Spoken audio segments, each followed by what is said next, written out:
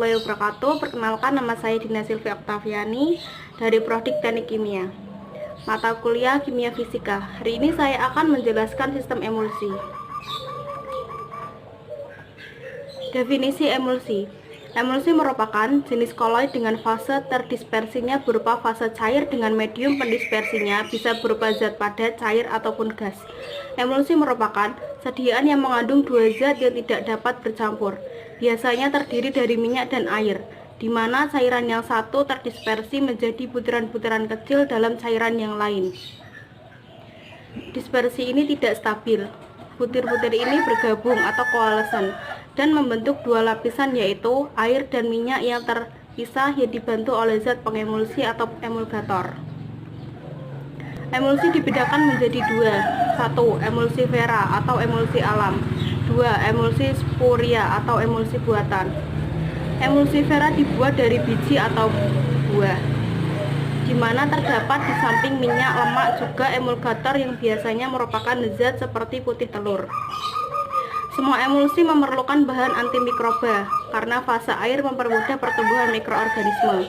Adanya pengawetan sangat penting untuk emulsi minyak dalam air karena kontaminasi fase eksternal mudah terjadi. Karena jamur dan ragi lebih sering ditemukan daripada bakteri, lebih diperlukan yang bersifat fungistatik atau bakteriostatik. Bakteri dapat menguraikan bahan pengemulsi ionik dan non-ionik, gliserin, dan sejumlah bahan pengemulsi alam seperti teragakan dan gum. Kedua, sistem emulsi dapat dibedakan menjadi dua cara, yaitu 1. Penambahan air atau minyak. Bila air segera bercampur, emulsinya adalah minyak dalam air. Bila tidak, emulsinya adalah air dalam minyak. 2. Penambahan elektrolit. Bila menambah daya hantar, emulsinya adalah minyak dalam air. Bila tidak, emulsinya adalah air dalam minyak. Masing-masing emulsi dengan medium pendispersi yang berbeda juga mempunyai nama yang berbeda, yaitu 1. Emulsi gas atau aerosol gas. Merupakan emulsi dengan fase terdispersinya maupun pendispersinya berupa fase cair dan medium pendispersinya berupa gas. 2. Emulsi gas. Merupakan emulsi dengan fase terdispersinya maupun pendispersinya berupa fase cairan yang tidak saling melarutkan, karena kedua fase bersifat polar dan nonpolar. 3. Emulsi padat. Merupakan emulsi dengan fase terdispersinya cair dengan fase pendispersinya berupa fase padat.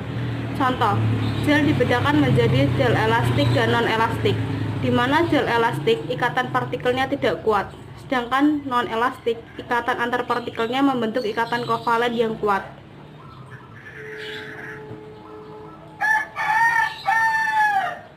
Terdapat dua tipe emulsi, yaitu 1. Emulsi A atau M, yaitu butiran-butiran air terdispersi dalam minyak.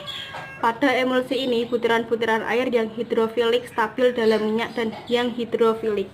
2. Emulsi M atau A, yaitu butiran-butiran minyak terdispersi dalam air. Minyak yang hidrofilik stabil dalam air yang hidrofilik. Emulsi merupakan sistem yang tidak stabil. Tujuan dari penstabilan adalah untuk mencegah pecahnya atau terpisahnya antara fase terdispersi dengan pendispersinya. Dengan penambahan emulgator berarti telah menurunkan energi bebas pembentukan emulsi. Artinya dengan semakin rendah energi bebas pembentukan emulsi akan semakin mudah. Kestabilan emulsi dipengaruhi beberapa faktor. 1. Gaya tarik-menarik yang dikenal gaya van der Waals. 2. Gaya tolak-menolak. Bentuk stabilan dari emulsi. 1. Flokulasi. 2. Koalescen. 3. Creaming. 4. Inversi massa atau pembalikan massa.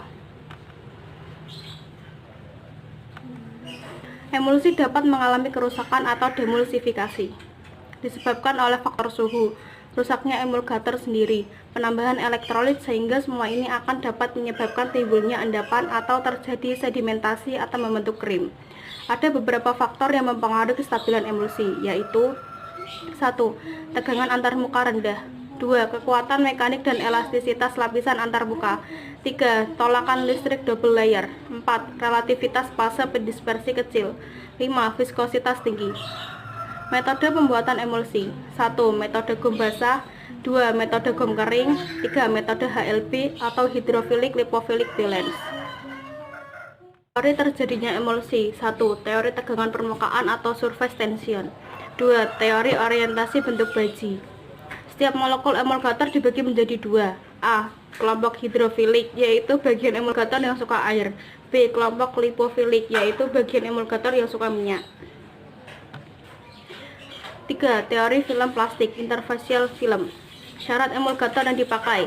A. Dapat membentuk lapisan film yang kuat tetapi lunak. B. Jumlahnya cukup untuk menutup semua permukaan partikel fase dispers. C. Dapat membentuk lapisan film dengan cepat dan dapat menutup semua partikel dengan segera. 4. Teori lapisan listrik rangkap atau electric double layer. Terjadinya muatan listrik disebabkan oleh salah satu dari ketiga cara. A. Terjadinya ionisasi molekul pada permukaan partikel. B. Terjadinya adsorpsi ion oleh partikel dari cairan di sekitarnya. C. Terjadinya gesekan partikel dengan cairan di sekitarnya. Atau emulgator. 1. Emulgator alam digolongkan menjadi 3. Gom Arab, Tragansas, agar-agar, kondrus, emulgator lain. 2. Emulgator alam dari hewan berupa kuning telur dan Andep selanai. 3. Emulgator alam dari tanah mineral berupa magnesium aluminium silikat atau vegum. 4. Emulgator buatan sabun Twin 20:40:60:80, span 20:40:60:80. Emulgator dapat dikelompokkan menjadi A. Anionik berupa sabun alkali natrium lauryl sulfat. B. Kationik berupa senyawa amonium kuartener. C. Non-ionik berupa twin dan span. D. Amfoter berupa protein dan lecitin. Terima kasih.